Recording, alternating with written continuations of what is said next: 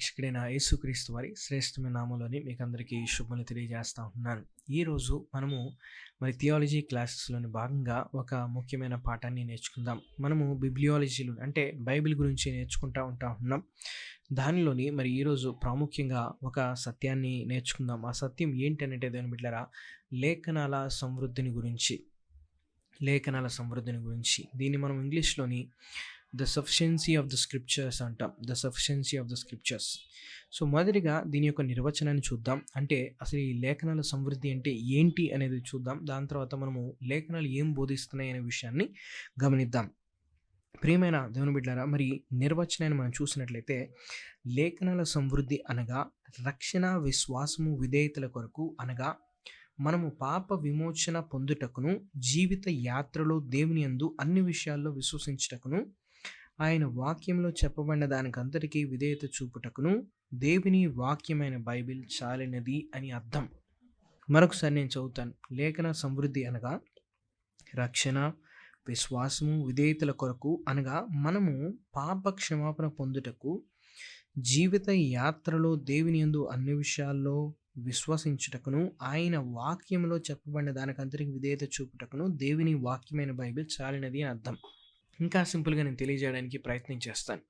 ఒక వ్యక్తి రక్షించబడటానికి, ఆ రక్షించబడిన వ్యక్తి తన జీవితాంతము దేవునికి విధేయత చూపడానికి మరియు దేవుని యొక్క చిత్తాన్ని తెలుసుకొని ఆయన మహిమ కోసం జీవించడానికి బైబిల్ చాలినది.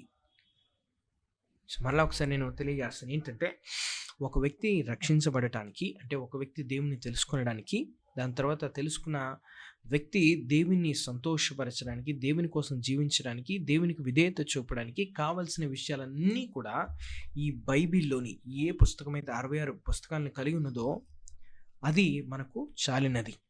సో ఈ లేఖనాల సమృద్ధిని గురించి బైబిల్ ఏం తెలియజేస్తుంది అనే విషయాన్ని మనం ఒకసారి చూద్దాం.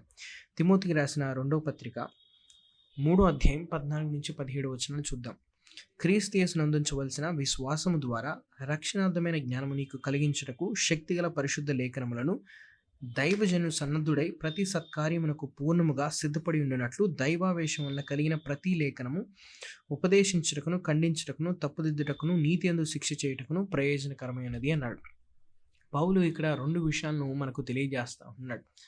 మొదటి విషయం ఏంటంటే దేవుని బిడ్డలారా, ఒక వ్యక్తి రక్షణ పొందుటకు కావలసినదంతా కూడా బైబిల్లో ఉన్నది. ఇది మొదటి విషయం. ఒక వ్యక్తి రక్షణ పొందడానికి కావలసినదంతా కూడా బైబిల్లోని రాయబడింది. మనకు ఇతర మత గ్రంథాలు ఏమీ అవసరం లేదు. వెలుపల గ్రంథాలు ఏమీ అవసరం లేదు. బయట ఉన్న గ్రంథాలు మనకి ఏమీ అవసరం లేదు మనం రక్షించబడాలి అని అంటే. సో ఈ విషయాన్ని మనం చూద్దాం. వాక్యంలో పౌలు ఏం చెప్తున్నాడు అనే విషయాన్ని చూద్దాం. క్రీస్తు యేసును అందించవలసిన విశ్వాసము ద్వారా రక్షణార్థమైన జ్ఞానము నీకు కలిగించుటకు శక్తిగల పరిశుద్ధ లేఖనములు అన్నాడు. అంటే నువ్వు క్రీస్తు యేసునందు విశ్వాసం ఉంచడానికి, ఒక వ్యక్తి క్రీస్తు యేసునందు విశ్వాసం ఉంచడానికి, ఒక వ్యక్తి రక్షించబడటానికి, ఒక వ్యక్తి మారు మనసు పొందడానికి మనకు ఏం చాలు అని అంటే పౌలు ఇక్కడ ఇచ్చే సమాధానం ఏంటంటే పరిశుద్ధ లేఖనాలు. అంటే ఈ 66 పుస్తకాల బైబిల్. ఒక వ్యక్తి రక్షించబడాలంటే మనకు బైబిల్ చాలు. అన్ని విషయాలు కూడా మనకి అక్కడ తెలియజేయబడినవి, రక్షణ కూర్చిన విషయాలు. రెండవది ఏంటంటే దేవుని బిడ్డలారా, ముందున్న వచనాన్ని మనం చదివినట్లయితే అక్కడ తెలియజేస్తాడు. దైవజనుడు సన్నద్ధుడై ప్రతి సత్కార్యమును సంపూర్ణంగా సిద్ధపడి ఉన్నట్లు దైవవేషం వల్ల కలిగిన ప్రతి లేఖనం ఉపదేశించడానికి, ఖండించడానికి, తప్పుదిద్దడానికి, నీతి యందు శిక్ష చేయటకు ప్రయోజనకరమైనదన్నాడు. రెండో విషయం ఏంటంటే ఒక వ్యక్తి రక్షణలో ఎదుగుతూ దేవుని సంతోషపరచుటకు కావలసినదంతా కూడా బైబిల్లోని రాయబడింది. సో మొదటి విషయం ఏంటి? ఒక వ్యక్తి రక్షించబడటానికి కావలసినంతా కూడా బైబిల్లో రాయబడింది. రెండవ విషయం ఏంటంటే ఒక రక్షించబడిన వ్యక్తి దేవుని సంతోషపరచడానికి, దేవుని కోసం జీవించడానికి కావాల్సిన విషయాలన్నీ కూడా బైబిల్లో రాయబడ్డాయి. మనము ఈ యొక్క లేఖన భాగాన్ని చూద్దాం. లేఖనాలు ఉపదేశించుటకు ప్రయోజనకరము లేదా చాలినవి అన్నాడు. ఉపదేశం అనగా బోధనా పద్ధతి కాదు, కానీ బోధనా విషయం. Not teaching method but content. So ఈ సందర్భంలోని దైవిక బోధన లేదా సిద్ధాంతాలు అని అర్థం. సో మనం గమనించాల్సిన విషయం ఏంటంటే దేవుని బిడ్డలారా, దేవుడు మనల్ని ఏ విధంగా జీవించాలని కోరుకుంటా ఉన్నాడో ఆ విషయాలన్నీ, ఆ సిద్ధాంతాలన్నీ బైబిల్ దేవుని గురించి ప్రత్యక్షపరిచిన విషయాలన్నీ కూడా మనం తెలుసుకోవడానికి, దేవుని గురించి తెలుసుకోవడానికి మనకి బైబిల్ చాలు. మనకి బైబిల్ చాలు. ఇంకో మాట కూడా చెప్తా ఉన్నాడు, లేఖనాలు ఖండించుటకు చాలినవి అన్నాడు. దానికి గద్దింపు అనే అర్థం ఉన్నది. తప్పుడు ప్రవర్తన లేదా తప్పుడు బోధ విషయాల్లో ఒప్పించుటకు, గద్దించుటకు అనే భావం ఉన్నది. అంటే ఒక వ్యక్తి తప్పుడు బోధ చేసినప్పుడు, ఒక వ్యక్తి చేసిన తప్పును ఖండించడానికి, ఇది తప్పు అని సరిచేయడానికి, ఇది తప్పు అని మనం గద్దించడానికి మనకి బైబిల్ చాలు. మనకి బైబిల్ చాలినది. ఒక వ్యక్తి ఒకవేళ మీరు యేసుక్రీస్తుని నమ్ముకుంటే మీకు రోగాలన్నీ పోతాయి అని బోధిస్తూ ఉంటుంటే మనకు ఆ యొక్క తప్పుడు సిద్ధాంతాన్ని గద్దించడానికి బైబిల్ చాలు. బైబిల్లో రాయబడింది మనం ఎందుకు రక్షించబడాలో, మనం ఎందుకు యేసుక్రీస్తు దగ్గర రావాలనేది స్పష్టంగా ఈ యొక్క వాక్యం మనకి తెలియజేస్తాం. మూడవ చూసినట్లయితే లేఖనాలు తప్పును దిద్దుటకు చాలినవి అన్నాడు. తప్పు దిద్దుట అనగా ఏదైనా ఒక దాని సరి అయిన లేదా మొదటి స్థితికి పునరుద్ధరించుట అని అర్థం. సో విరిగిన ఎముకను కట్టుకట్టి సరిచేసి బాగు చేయడం, లేదా కింద పడిన వ్యక్తిని లేవనెత్తడం. లేఖనాలు తప్పుడు బోధనలు నమ్మి పాడైపోయిన వానిని తిరిగి సరి అయిన మార్గంలోకి మళ్ళిస్తాయి. తప్పుడు ప్రవర్తనలోకి వెళ్ళిన వానిని మరలా మంచి ప్రవర్తనలోకి నడిపిస్తాయి. సో ఒక వ్యక్తి తప్పు చేశాడు అనుకోండి, ఆ తప్పును సరిచేయడానికి ఈ యొక్క వాక్యం అనేది సరిపోద్ది. ఈ యొక్క వాక్యం అనేది సరిపోద్ది. ఇప్పుడు ఒక వ్యక్తి వ్యభిచారం చేసాడు అంటే ఆ యొక్క వ్యక్తిని సరిచేయడానికి మనకి వాక్యం చాలు. ఇదిగో దేవుడు వ్యభిచారం అనేది తప్పు అని చెప్తా ఉన్నాడని చెప్పడానికి అది వాక్యంలో రాయబడింది. మనకు వాక్యం చాలు ఒక వ్యక్తి తప్పుని సరిదిద్దడానికి. ఇంకా మనం చూసినట్లయితే లేఖనాలు నీతి యందు శిక్ష చేయుటకు చాలినవి అన్నాడు. సో ఈ మాట శిక్ష చేయుట, నీతి యందు శిక్ష చేయుట అనే మాట యొక్క అర్థం ఏంటంటే పిల్లలను తర్పీదు చేయుట లేదా పెంచుట అనే దీనికి అర్థం ఉన్నది.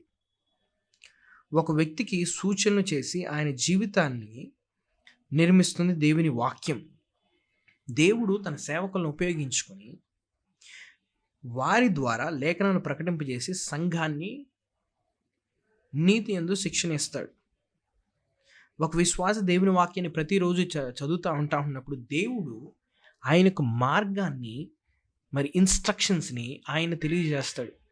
ఆ ఇన్స్ట్రక్షన్స్ అన్నీ కూడా ఇక్కడ రాయబడ్డాయి. ఒక క్రైస్తవుడు ఏ విధంగా జీవించాలి అనే సత్యాలన్నీ కూడా ఈ యొక్క వాక్యంలోని రాయబడ్డాయి. సో మనం గమనించాల్సింది ఏంటంటే దేవుని బిడ్డలారా, ఒక వ్యక్తి రక్షించబడటానికి, దాని తర్వాత రక్షించబడిన వ్యక్తి దేవునికి విధేయత కోసం జీవించడానికి, దేవునికి మహిమ పరచడానికి, జీవించడానికి దేవుని వాక్యం చాలు. ఇంక ఏం అవసరం లేదు. ఏం అవసరం లేదు. మీరు అనొచ్చు కదా,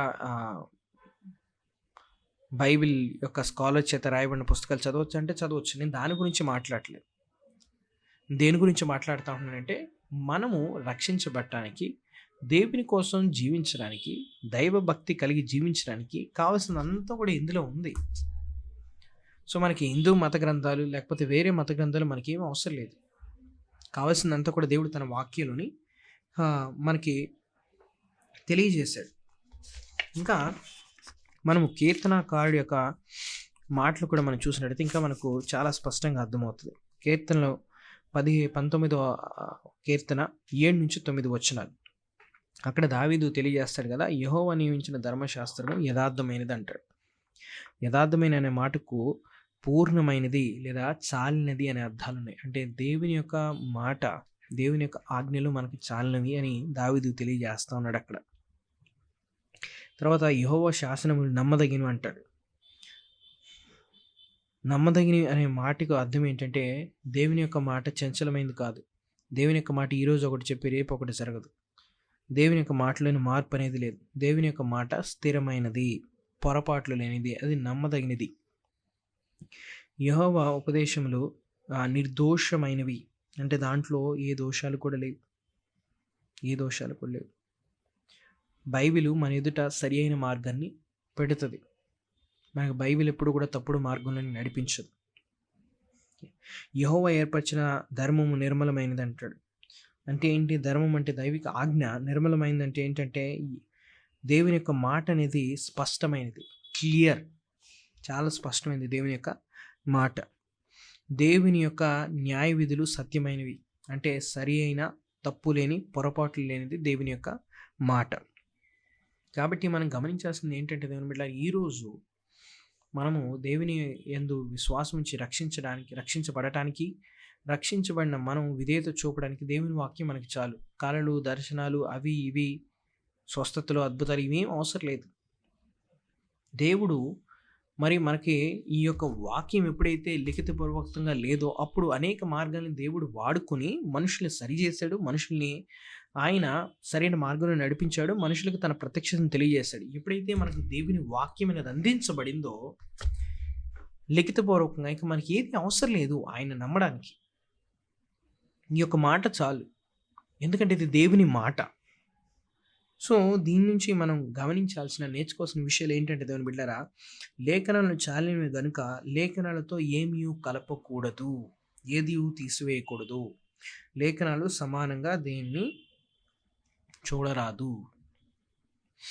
మనం గమనించాల్సిన విషయం ఏంటంటే దేవుని బిడ్డలారా, ఈ మాట మనకి సరిపోయింది కాబట్టి దీంట్లోనే మనం కొత్తగా ఏమి రాయాల్సిన అవసరం లేదు ఇంకా. లేకపోతే దీంట్లో రాయబడిన దాన్ని తీయాల్సిన అవసరం లేదు మనం.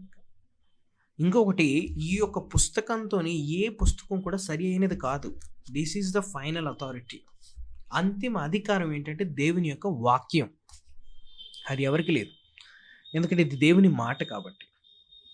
రెండో విషయం ఏంటంటే దేవుడు తనను గూర్చి, తాను జరిగించిన విమోచన కార్యమును గూర్చి, లేఖనాల్లో లేని వాటిని గూర్చి మనలను లెక్క అడుగును. దేవుడు తన యొక్క రక్షణ కార్యం గురించి, విమోచన కార్యం గురించి వాక్యంలో చెప్పాడు. ఒకవేళ ఆ పద్ధతిని మనం వదిలేసి మన సొంత కార్యాలు, సొంత పనులు మనం ఎన్నుకుంటే కనుక వాటన్నిటిని గురించి దేవుడు మనకి లెక్క అడుగుతాడు. ఏవేవైతే ఆయన రాశాడో వాటన్నిటిని బట్టి, తన వాక్యాన్ని బట్టి, తన మాటని బట్టి మనకు ఆయన తీర్పు తీర్చబోతా ఉంటున్నాడు. నేటి క్రైస్తవ సంఘాల్లో అనేకులు దర్శనాలు, కళ్ళు, ప్రవచనాలు, పరలోక నరలోక దర్శనాల గురించి మాట్లాడుచు పుస్తకాలు రాస్తూ ఉన్నారు. లేఖనాలు తప్ప వాటిని మనము నమ్మకూడదు. ఈరోజు చాలామంది దర్శనాలు, కళలని, అదని ఇదని, దర్శనాలని, అదని ఇదని, స్వస్థతలని, ప్రవచనాలని, వీటన్నిటిని గురించి మాట్లాడుతూ సంఘాన్ని గందరగోళం చేస్తూ ఉన్నారు. వాటన్నిటిని మనం నమ్మకూడదు. ఎందుకంటే దేవుని యొక్క మాటే అంతిమ అధికారం కలిగినది. సంఘ సాంప్రదాయాలను లేఖనాల వెలుగులో చూడాలి కానీ సంఘ సాంప్రదాయాలను అనుకూలంగా లేఖనాలను వివరించకూడదు. చాలామంది ఏం చేస్తారంటే మనం ఫాలో అయ్యే ట్రెడిషన్స్కి ఎక్కువ ప్రాధాన్యత ఇస్తారు దీనికంటే.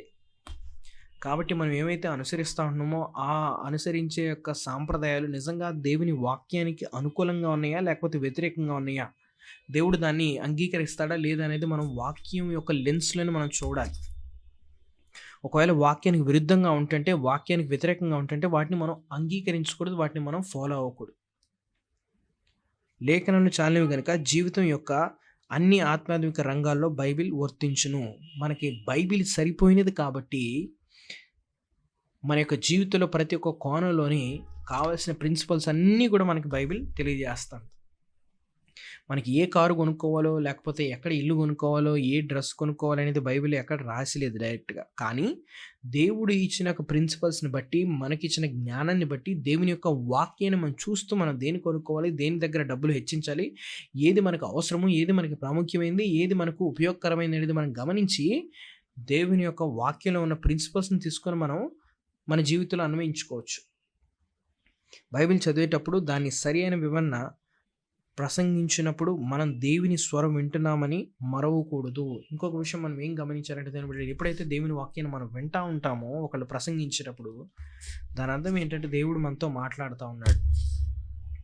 దేవుడు మనతోని మాట్లాడుతూ ఉన్నాడు. కాబట్టి మనం గమనించాల్సి, మనం నేర్చుకోవాల్సిన ఒక విషయం ఏంటంటే ఈ యొక్క 66 పుస్తకాలు కలిగిన బైబిల్ అనేది మనకు చాలినది. ఇది దేవుని యొక్క మాట.